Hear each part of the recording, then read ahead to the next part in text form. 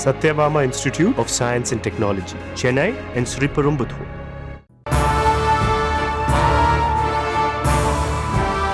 வன்னியர் சங்கம் சார்பில் 1988 ஆண்டுதோறும் மாமல்லபுரம் கடற்கரையில் வன்னியர் சங்க சித்திரை பெருவிழா மாநாடு நடத்தப்படுவது வழக்கம். 2013 ஏற்பட்ட கலவரம் காரணமாக கடந்த 12 ஆண்டுகளாக இந்த மாநாடு நிறுத்தப்பட்டிருந்த நிலையில் இந்த ஆண்டு ஞாயிற்றுக்கிழமை திருவிடந்தையில் நடந்த வன்னியர் சங்க மாநாடு மிகுந்த உற்சாகத்தோடு கூடியது. இதில் தமிழகம் முழுவதிலும் இருந்து லட்சக்கணக்கான வன்னியர்கள் மற்றும் பாட்டாளி மக்கள் கட்சியைச் சேர்ந்தவர்கள் பங்கேற்றிருந்தனர். இந்த மாநாட்டில் அன்புமணி பேசும்போது சாதிவாரி கணக்கெடுப்பு நடத்தப்பட வேண்டிய அவசியம் மற்றும் பின்தங்கிய நிலையில் இருக்கும் அனைத்து சமூக மக்களுக்கு இன்னும் இடஒதுக்கீட்டை உயர்த்தி கொடுக்க வேண்டும், குறிப்பாக பட்டியலின மக்களுக்கு இன்னும் 2% இடஒதுக்கீட்டை உயர்த்தி கொடுக்க வேண்டும் என கோரிக்கை வைத்தார்.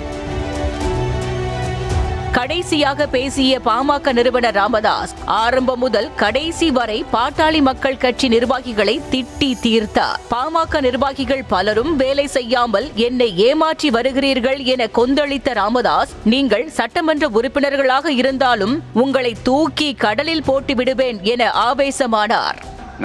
நம்மாலே காட்டி கொடுத்துட்டோம், நம்மால் நமக்கே ஓட்டு போடல. இனி அப்படி இருக்கக்கூடாது. அப்படி நீங்கள் ஏதாவது இருந்தீர்கள் வந்தால் உங்கள் ஒவ்வொருவருடைய கணக்கையும் முடித்து விடுவேன். எம்எல்ஏ என்று பார்க்க மாட்டேன். எம்எல்ஏன்னா தூக்கி கடல்ல வீசிடுவேன். இல்ல வங்க கடல் அல்லது ஏதாவது ஒரு கடல். இதனால் மனம் நொந்து போன பாமகவினரும் வன்னியர் சங்கத்தைச் சேர்ந்தவர்களும் மிக கடுமையாக சமூக வலைதளங்களில் டாக்டர் ராமதாஸின் பேச்சை விமர்சனம் செய்து வருகின்றனர். டாக்டர் ராமதாஸ் எப்போது பேசுவார் என்று எதிர்பார்த்திருந்த காலம் போய் தன் பேச்சை எப்போது முடிப்பார் என்று எதிர்பார்க்க வேண்டிய காலம் வந்துவிட்டதாகவும் விமர்சனத்தை முன்வைத்து வருகின்றனர்.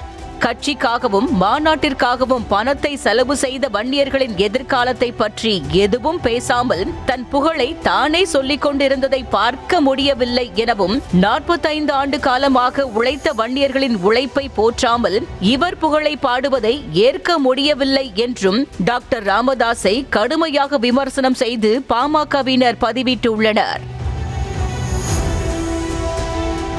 வன்னியர்கள் வாழ்வில் முன்னேறுவதற்கு எந்த யோசனையும் சொல்லாமல் ஏதோ தைலாபுரத்தில் உட்கட்சி கூட்டத்தில் விமர்சனத்தை முன்வைப்பது போல அவர் பேசியது எங்களால் ஏற்றுக்கொள்ள முடியவில்லை எனவும் சிலர் பதிவிட்டு வருகின்றனர்.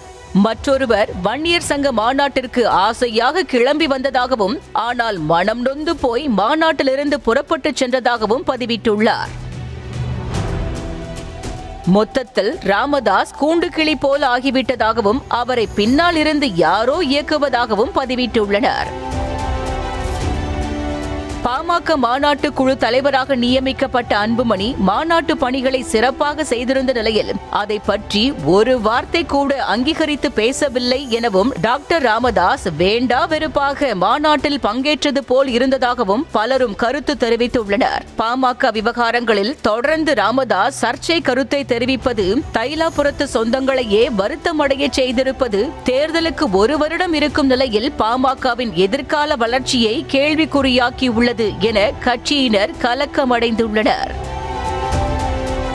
Satyabama Institute of Science and Technology, Chennai and Sriperumbudur.